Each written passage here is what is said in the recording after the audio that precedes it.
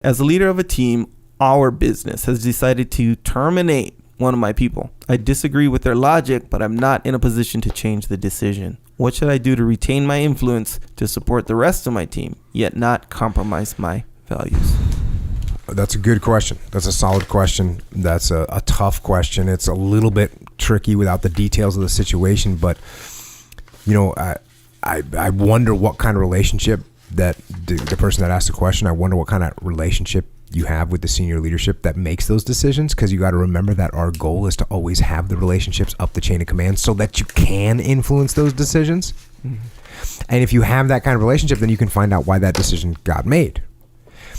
And there might be things that you didn't know about, some kind of strategic outcome that the decision, has had an impact on, right? So if you didn't know it, but this guy had some kind of criminal situation going on and you didn't know it, then they can't talk about it because it's an illegal case. Okay. If you don't know, don't speculate, just go and ask. And then you can take whatever those reasons are and you can articulate them, down the chain of command. And again, you want to ask this question in a smart way. You don't want to say, why did Bill get fired? Hey, why did Bill get fired? Mm-hmm. No, you say, hey, from my perspective, it seemed like Bill was doing a good job. I want to kind of understand what you were seeing so that I can lead people better. Mm-hmm. If there's anything that I can make up for, I want to make sure I'm leading, like all those things. You want to help their ego and make them feel good and make them feel like you're on board with the program and not make them feel like you're going in there and questioning their call because that's just an attack on their ego. So this is all these things. It's the basic things, right? Mm. The fundamental, I hate calling it basic. These are the fundamental things, right? This is the way it is. Mm-hmm. Standard. I should just say standard. That's what I should say. It's standard stuff. You're trying to build a relationship. You don't want to go in, butt your head up against their ego. Then they get more defensive. And next thing you know, they're going to fire another one of your guys on your team just to prove a point.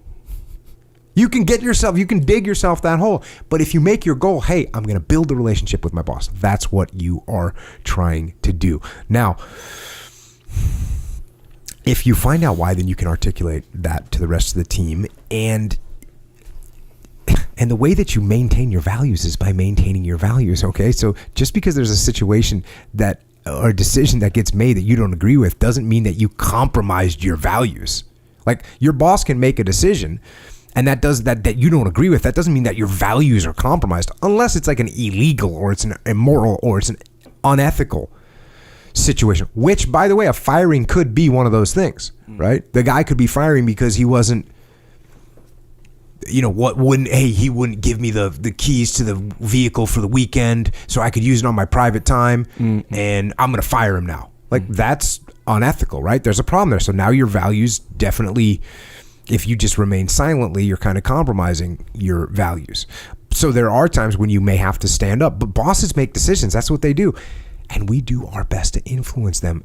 Now, if they decide something we don't like, then yes, we ask why. And if we don't like their explanation, then we try and explain our case. We try and explain why we thought Bill should have not been fired. Now, you're not always going to be right. You're not always going to be right. And let me tell you something else. Don't argue about 6 and 1, half dozen the other. Bill might have been on the fence and they decided, you know what? We've had enough trouble with Bill. We're getting rid of him. And maybe there's valid reasons why Bill should have said, but it's like, it could have gone 60-40. Are you going to put your reputation and your relationship with your boss on the line over that little thing? Now, again, I understand firing people is a big deal. It's not small. It's not a little thing. Especially you have a good relationship. He's on your team. He's got kids. Like all these things are there. So what are you going to do about it? Are you going to break down and negatively impact your relationship with your boss over this so that in the future you have even less influence? What happens when they go to fire Mike and you haven't, and all you did was go, hey, why'd you do this? This was stupid. They're going to fire Mike and they're not going to listen to a damn thing you say. You want to build a relationship with them. You can explain what your viewpoint is and what you would have done. Now, this is talking to your team. You can explain what your viewpoint was and what you would have done.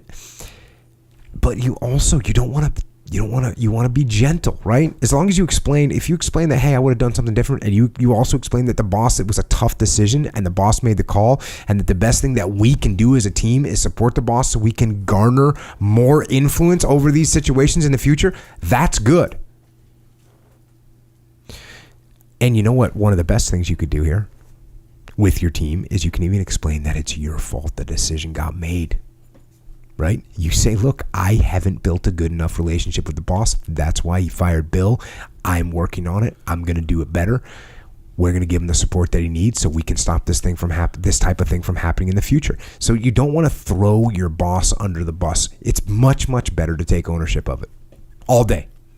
If you throw your boss under the bus and you create an antagonistic relationship, it's bad for you, it's bad for your boss, and it's bad for your team, and it's bad for your whole organization. I get it. And there's a dichotomy here. Because if your boss totally fired someone with not good reason and it was a great guy, and if you just jump on board with the boss, you're going to look weak. So do you have to balance that? Yes, you have to be honest with your people. You have to explain what's going on. That's why I think taking ownership is one of the best things to do. Your boss does something that's totally out of line. Hey, look, here's what the boss did. This is my fault, and here's what I'm going to do to fix it. I'm going to build a better relationship. I'm going to get more influence. That's what I need to do. I obviously let you guys down. I'm not going to let it happen again. That brings your team closer to you. Rather than saying, hey, the boss is an idiot. He doesn't get it. Your people don't actually even respect that, by the way. They don't actually even respect that. Yeah. I'm not saying they say, hey, that's the boss's decision, and that's, you know what, we just support the boss. I'm not saying that. Yeah. It's a dichotomy. It's a balance that you have to carefully walk. Compromise on decisions and directions and plans doesn't hurt. You know, he's talking about compromising. It's like compromise is okay. That's what it is. Compromise is okay. Again, as long as you're not compromising your personal values, your ethics, but compromising about a decision, that's the way the world works. Don't let your ego get into it. Don't let your ego. So keep building relationships, take ownership of the decisions, and support the team. Keep building relationships, not just up the chain of command, but down, so that you can bring it all together.